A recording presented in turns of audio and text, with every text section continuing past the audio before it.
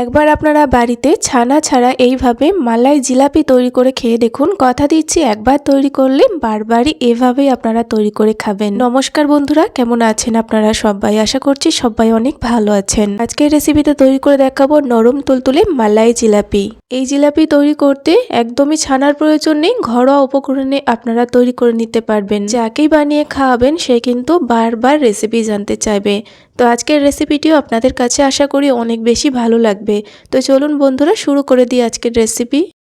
মালাই জিলাপি তৈরি করার জন্য প্রথমেই আমি একটা ফ্রাইং প্যানকে গরম করে 1 চামচ ঘি দিয়ে দিলাম। ঘিটা যখন গরম হবে তখন দিয়ে দিচ্ছি একটা কাপের মাপ করে সুজি। তো বন্ধুরা, আজকে আমি সুজি দিয়ে তৈরি করে দেখাবো মালাই জিলাপি। সুজিটাকে এখানে একটু নেড়েচেড়ে ঘিয়ের সঙ্গে জাস্ট একটু ভেজে নিতে হবে। খেয়াল রাখতে হবে যেন সুজিটা একদম না পুড়ে যায়। জাস্ট একটুখানি সুজির মধ্যে নেড়েচেড়ে নিতে হবে। আর তারপর এখানে দিয়ে দিতে হবে সেই কাপের মাপ করে 2 কাপের মতো দুধ। দুধটা জাল করা ছিল না, আর এখানে আমি গরুর দুধ দিয়েছি। দুধটা দেয়া মাত্রই ফ্লেমটা একদম লো করে দিতে হবে। আর তারপরে এখানে দিয়ে দিতে হবে সামান্য একটু এলাচ পাউডার। 2-3টে এলাচের দানা বার করে পাউডার করে নিয়েছি। আর দিয়ে দিচ্ছি 2 চামচ মতো চিনি। এবার দিয়ে দিচ্ছি স্বাদ মতো একটু লবণ। এবার ফ্লেমটাকে লোতে রেখে কিন্তু এই ডোটা তৈরি করতে হবে। সাধারণত সুজি দিয়ে কোনো মিষ্টি বা কোনো পিঠা তৈরি করলে এখানে কিন্তু ডোটা একটু শক্ত করতে হয়, তবে এক্ষেত্রে একদম একটু নরম ডো তৈরি করতে হবে। ডোটা যখন বেশ ঘন হতে শুরু করবে তখন আবারও 1 চামচ ঘি দিয়ে নেড়েচেড়ে সুন্দর করে ডোটাকে তৈরি করতে হবে। মোটামুটি মিনিট 3-এর মধ্যে ঠিক এরকম একটা ডো তৈরি হবে। একদম স্টিকি ভাব থাকবে, দেখুন চিটচিট করে কড়াইয়ের মধ্যে লেগেও যাচ্ছে, খুন্তির মধ্যে লেগে যাবে। আর একদম নরমভাবে এটাকে নামিয়ে ফেলতে হবে। তো ডোটা নামাতে নামাতে অনেকটা টেনে যাবে, দেখবেন একটু শক্ত ভাব হয়ে যাবে। তবে প্রথম অবস্থাতে ডোটাকে একটু নরম করে নামাতে হবে।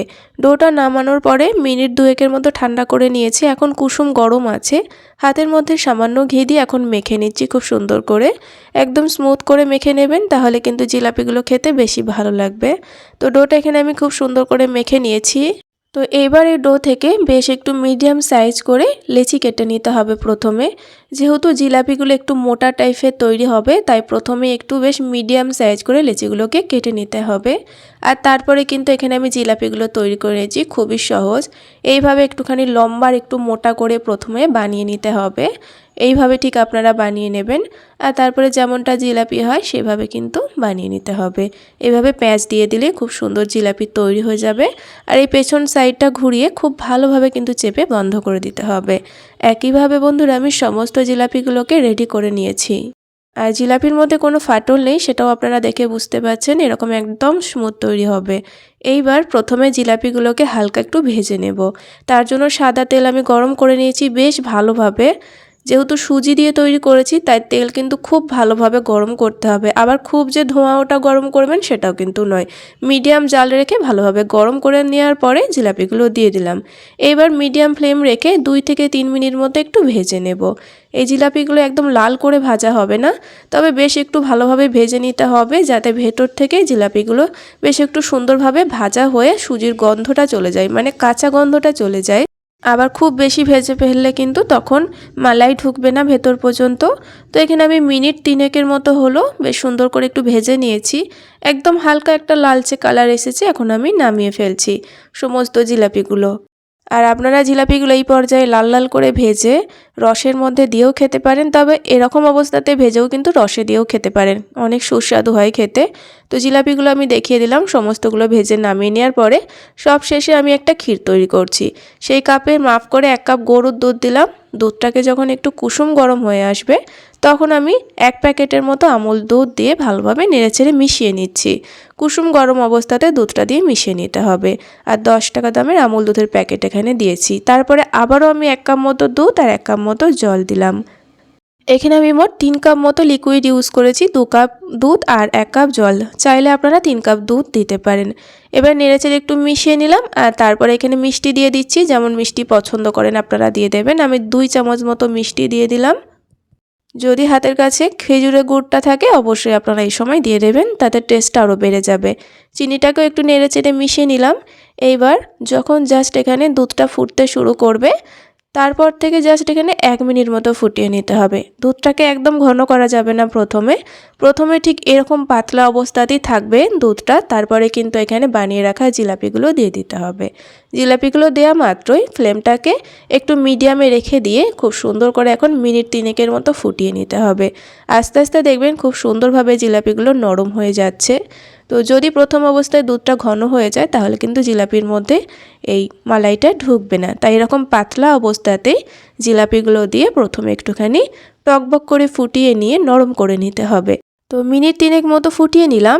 এইবার কিন্তু এগুলোকে আমি নামিয়ে ফেলবো। এরকম একটা ছিদ্র হাতার সাহায্যে একটু ছেঁকে জিলাপিগুলোকে আলাদা আলাদা করে আমি নামিয়ে সাইড করে আপাতত রেখে দিচ্ছি।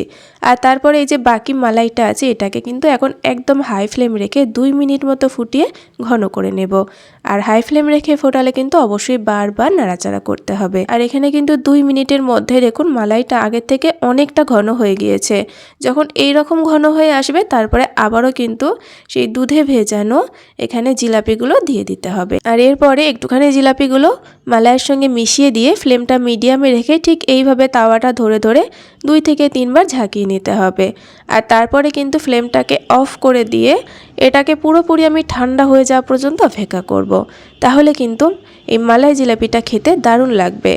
তো একদম ঠান্ডা করে নিলাম, তারপরে আপনাদেরকে আমি দেখিয়ে দিচ্ছি। মালাই জিলাপি এখন একদম রেডি হয়ে গিয়েছে। আর ঠান্ডা হলে দেখবেন এটা খুব বেশি শক্তও থাকবে না, খুব বেশি নরমও থাকবে না, একদম পারফেক্ট যেটা হয় সেটাই কিন্তু এখানে খেতে লাগবে, যেটা অনেক সুন্দর খেতে হবে। এবার দেখুন আমি জিলাপিগুলো সাজিয়ে দেওয়ার পরে ওপর থেকে মালাইটা দিয়ে দিলাম আর তার সঙ্গে একটুখানি পেস্তা বাদাম ওপর থেকে ছড়িয়ে দিচ্ছি। তাতে এই জিলাপিটা দেখতে অনেক সুন্দর হয়েছিল। 1 চামচ যদি আপনি মুখে দেন তাহলে কিন্তু বারবার আবারও খেতে চাইবেন, এতটা এটা টেস্টি হয়েছিল। তো না বানালে বিশ্বাস হবে না, অবশ্যই বানাবেন। আর কেমন লেগেছে আজকের রেসিপি একটা কমেন্ট করে জানাবেন। তার সঙ্গে ভালো লাগলে একটা লাইক দিয়ে যাবেন। ভিডিওটা সম্পূর্ণ দেখে থাকলে অনুরোধ থাকলে চ্যানেলটি সাবস্ক্রাইব করে পাশে থাকবেন। আজ এই পর্যন্তই, আবারও ফিরে আসবে এরকম কোনো সহজ রেসিপি নিয়ে। ততক্ষণে আপনারা সকলেই ভালো থাকবেন এবং সাবধানে থাকবেন।